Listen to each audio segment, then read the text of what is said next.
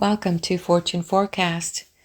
In this video, we are going to turn the pages of the book titled The Secret Power by Ernest Weltmer, published by the Weltmer Institute of Suggestive Therapeutics Company, published in 1928, and it is in the public domain. I am Daisy, your hostess, and you are in my book playlist. All right, if you're new to my channel, welcome. And to our Fortune community, welcome back. The book starts with the introduction. There is a secret power, a power that is yours to use for the accomplishment of your desires. It has been known to a few of the illumined. It has been responsible for the achievements of all who have accomplished much. It has been called by many names, but its magic is not in its name, and most of those who have made the greatest use of it have had no name at all for it. It is not necessary to name it. It is necessary only that you believe this power is yours. In this booklet, I prove that there is a secret power and that this secret power is yours. This is equivalent to a gift to you of power to accomplish your desires. If you receive the gift I offer to you, your life soon will demonstrate the secret power in your affairs. It will still be a secret power. You may give it one or another name. Probably you will. The name does not matter, and you would be better off if you do not attempt to name it, nor even to discover it unless you make a very thorough study of its nature and its use. All you need to do is to accept it and use it. I have given the conditions of success in the employment of the secret power. You must accept it. You must use it. You cannot use it if you do not accept it, and even though you do accept it, you cannot profit by it until you use it. Both of these conditions must be fulfilled. When they are fulfilled, you find yourself master of life and circumstances.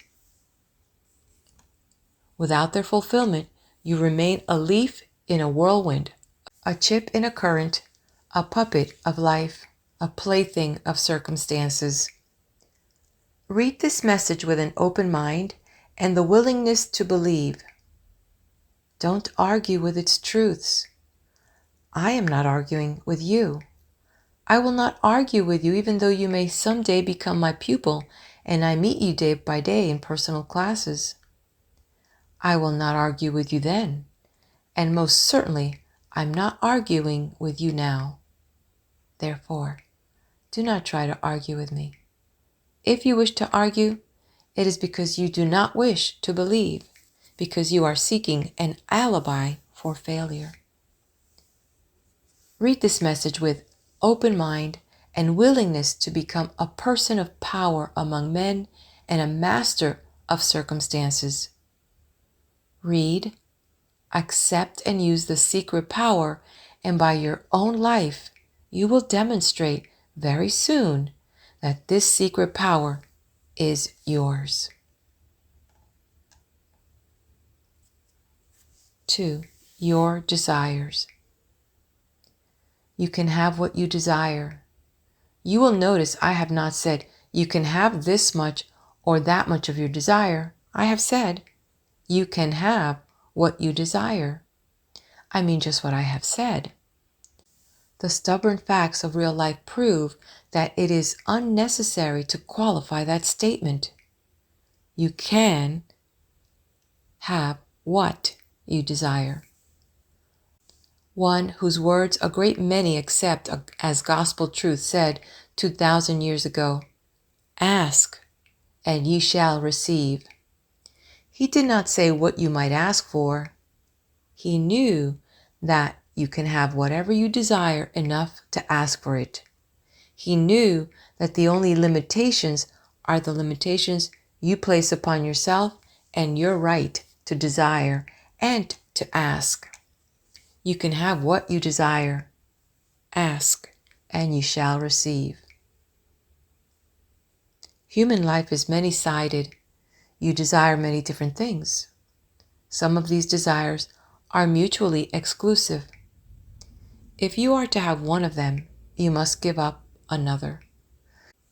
You cannot eat your cake and have it too. You cannot enjoy both the fruits of industry and the ease of idleness. You cannot have both the honors of high achievement and the freedom from responsibility of dependence. You cannot have great authority without accepting the accompanying responsibilities. You have been subjected to so many different influences from so many different angles that your life has become very complex, and it is necessary to decide in the very beginning which of your many desires you value most. You may find this a difficult task when you really get at it. I hope you will get at it. I hope you are not one of those careless persons who jumps at conclusions. They know at once what they most desire. They desire to be rich like Rockefeller, or heroic and famous like Lindbergh. They may only wish to be as rich as Smith or as well known as Jones. Whatever it is, you may be sure such wishes usually serve only to hide from themselves the fact that they do not know definitely what they do desire, or that they desire something else they are getting and cannot bear to give up, but yet cannot admit that they do desire it. Don't jump at conclusions in this matter. Find out what you desire, and if possible, find out why. Then, after you have discovered what you desire and why, look further and determine whether you desire something you will be glad to have after you get it. This is very important, that you should desire what you will be glad to have after you get it.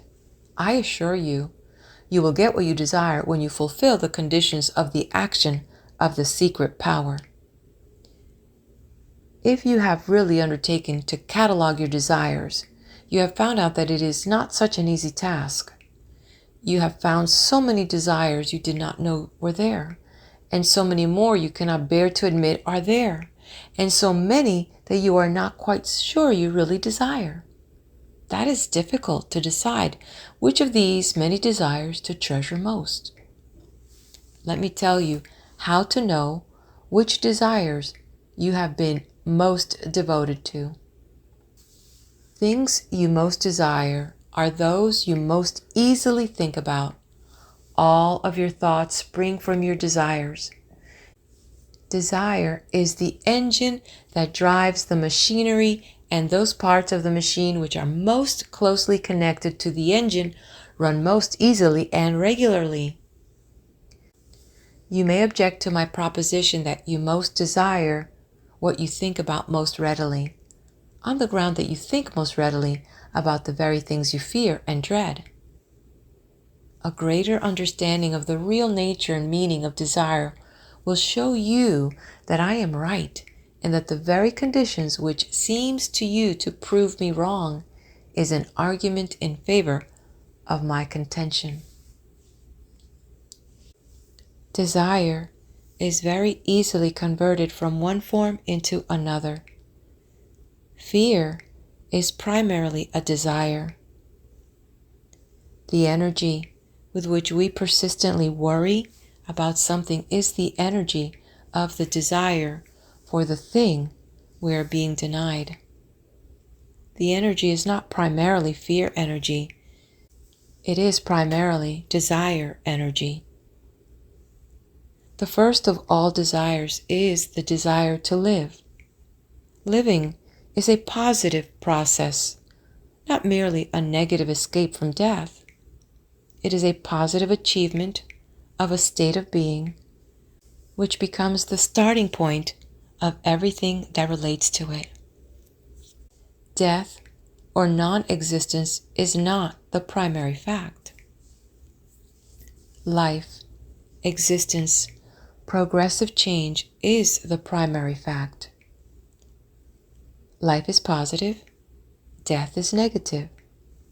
Health is positive, Disease is negative.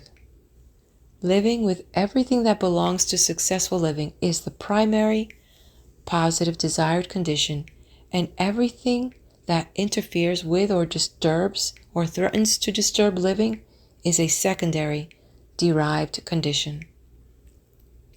Desire, as related to life, is the desire to live. This means not only the desire for mere existence, but the desire to live abundantly, successfully, joyously, pleasantly, happily. Life is not complete when lacking any of these qualities of fullness. Fear, worry, dread, anger, frustration, jealousy, envy, even despair, and the desire for escape, suicidal depression, and every other unpleasant impulse derives its energy from the primary desire to live. One may even approach suicide in the effort to overcome a frustration in life. This is a sort of escape from the feeling of being unable to achieve one's purposes. Suicide presents a dramatic climax and a final achievement of the life aim to rule and determine one's own life. If you wish to understand the real meaning of your thoughts and what they are doing to your life, you must study them as manifestations of the energy and purpose of the desire to live. If the thoughts that come most easily to your mind are thoughts of a negative character, thoughts of something that worries you, then the desire that drives them is the desire for the thing that you are being denied. Furthermore, you are obviously using the energy of that desire in the wrong way, for you are directing it all to the strengthening of the obstacle in your path rather than to the purpose of going around it or removing the obstacle.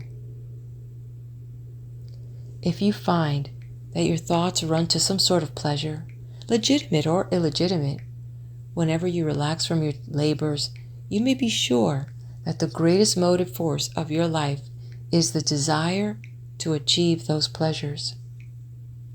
That is what life means to you, your supreme interpretation of living.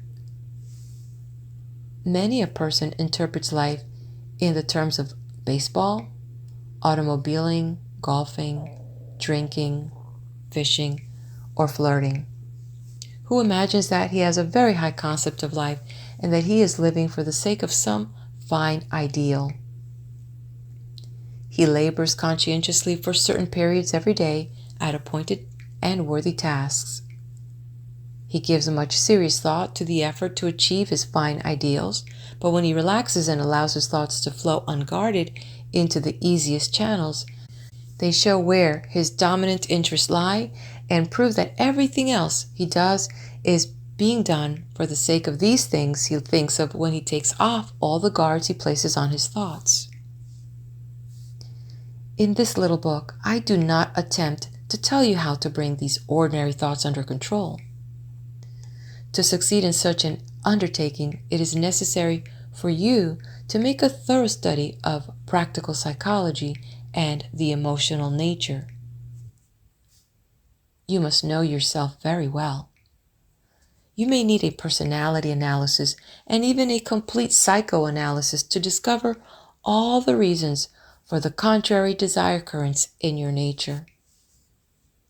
You may require psychoanalysis to discover the form of the contrary currents, or even that some of them actually exist.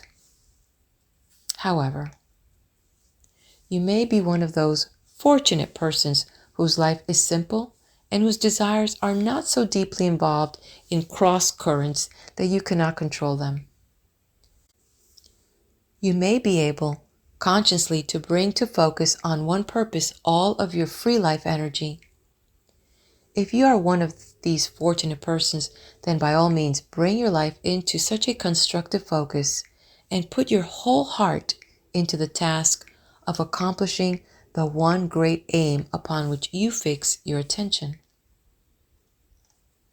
The practical way of going about this is to train yourself to think about this one purpose so pleasantly and with such power that you will be able soon to think about it most easily.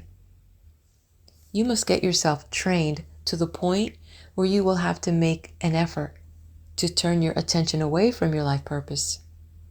You must find it not only the object of your labors, but also the object of your amusement and idle time thinking. Whenever you bring your life to such a constructive focus, you will soon discover that there is a power of both wisdom and energy that apparently has allied itself with you for the achievement of these purposes. You will find then that whatever you undertake to do something, it is as if an invisible giant of superior wisdom were secretly helping you. Luck seems to come your way. Crooked paths become straight, and steep hills are leveled for your feet.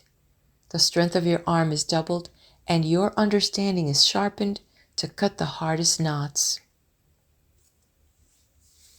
Chapter 3. When the giant works for you. If you start out in life with a healthy, strong body, all your organs perfect, your muscles strong, your nerves sensitive, if you have a good appearance and a fine personality, you find success easier to achieve, of course, because of these conditions. However, when the giant works for you, when the secret power becomes very important in your life, your handicaps must be very great indeed to make very much difference in the ultimate outcome. Sometimes it seems that good physical, mental, and personal makeup act as handicaps rather than helps. For life is so easy and pleasant without effort that it is hard to get these naturally fortunate persons to interest themselves seriously in making very much out of life. These children of fortune are likely to develop dominant interest in cheap pleasures. They unconsciously develop strong conflicts between the various channels of expression of the desire to live. They really live for the sake of pleasure, and even their ideals merely set up remoter pleasures to strive for. They live for the sake of a good time now and in the years to come, and look forward to a good time forever after they die. Their whole lives become dedicated to pleasure seeking, here and hereafter. One who suffers, one who knows defeat and loss, and who sinks into the depths of despair, may be able to see life with a truer perspective. He may see that his life striving is a part of the creative purpose and creative action.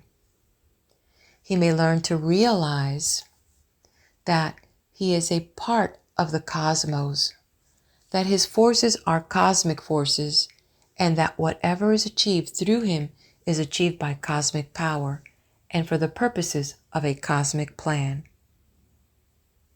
This perception may never be a clearly conscious one, but it may be felt enough that he can forget his little personal self a bit and find the greater cosmic self that sleeps through life in the secret heart of the average man. When any person has achieved this consciousness in even a slight degree, great misfortune may prove a blessing in disguise and the basis of the consecration of the life energies to the achievement of a great desire. To these, the giant becomes a constant companion, a dependable guide, and a never-failing assistant, and the secret power is theirs to use without limit.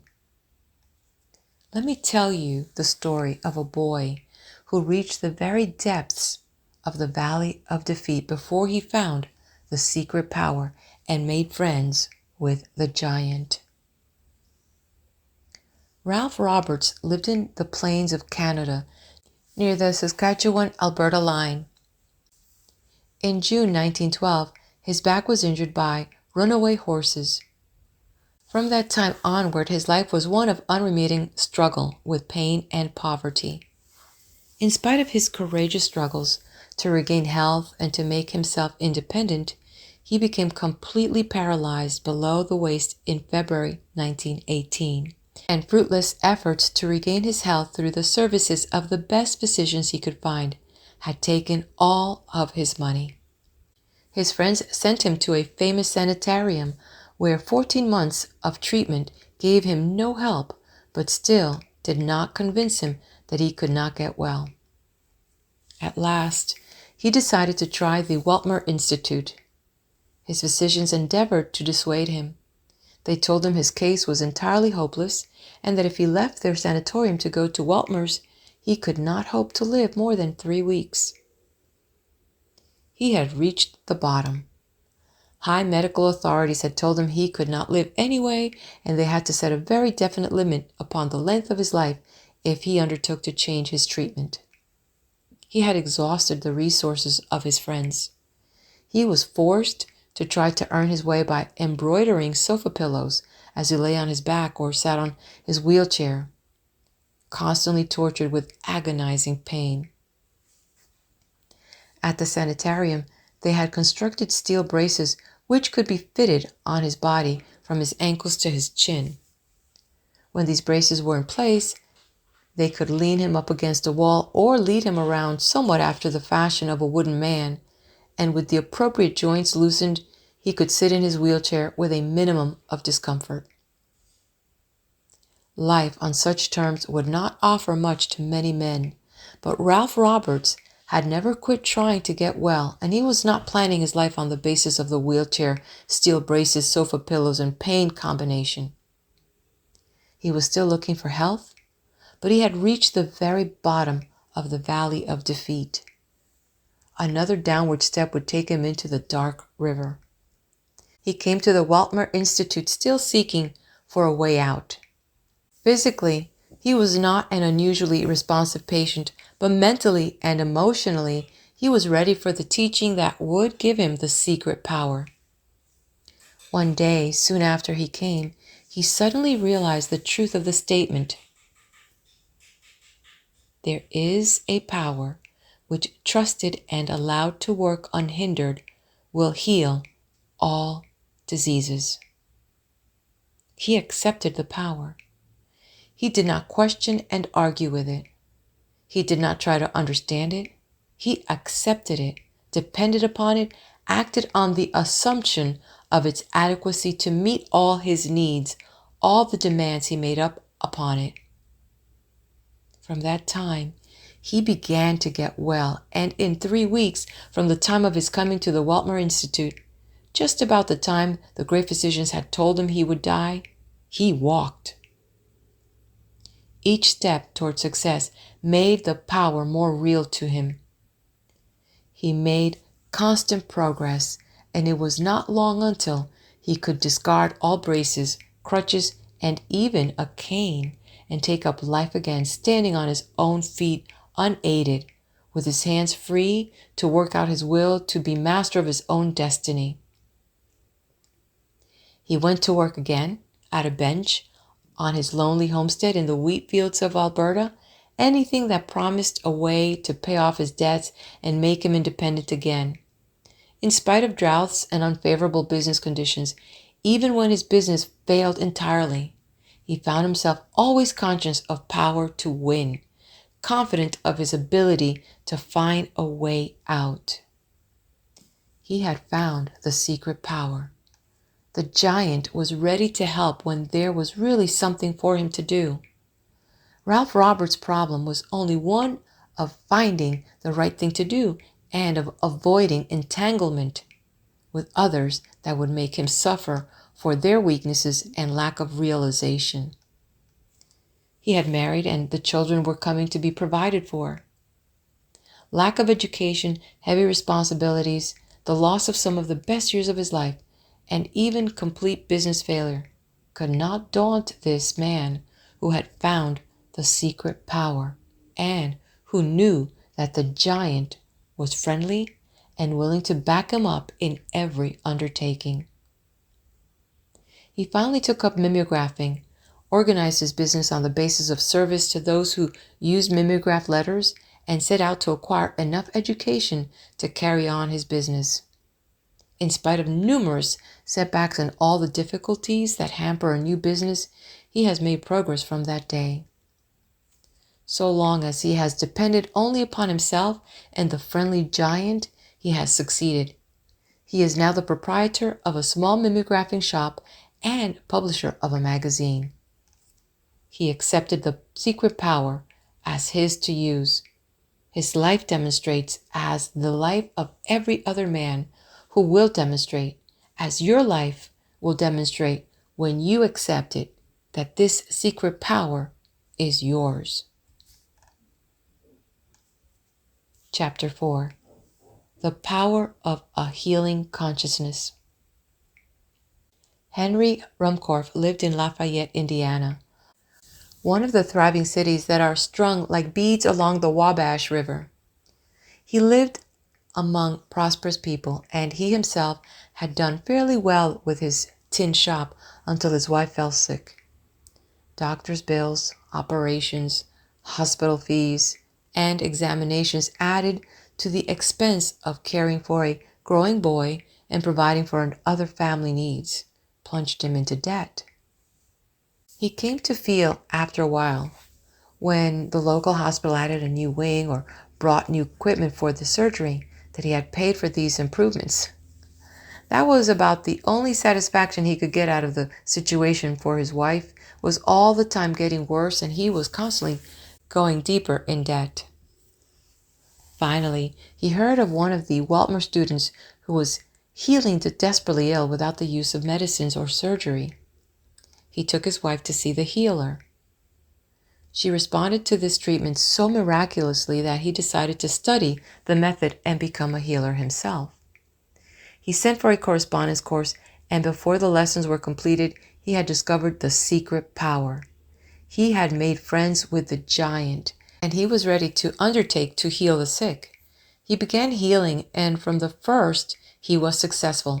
Not only was he successful in healing others, but he was able to still further improve his wife's health in spite of surgical scars and injuries. His acceptance of the secret power not only made him successful as a healer, but it also turned the tide of his affairs. In course of time, he was free from debt, the owner of a fine home and a good automobile, a contributor to worthy causes. Furthermore, he has broadened the range of his influence. He was one of the important men in a movement to legalize drugless healing in Indiana. His influence reached to the capital. Henry Ruhmkorff found the secret power. He made friends with the giant. His wife was well, strong, and happy. His son is finishing his studies in the university. He is out of debt. He owns a fine home and a fine automobile. He has a statewide influence among important men. He has helped to give his profession legal standing, great obstacles, and occasional catastrophes of unthinkable ages of time. We live a few years of more or less comprehending, all-encompassing life and feel the pulse beats of divine expression for a time. Ours is only one thought in the infinite mind, one heartbeat of boundless love, one surge of creative purpose, one glimpse of the absolute. You are a part of the limitless energy, wisdom, life, and purpose of the cosmos.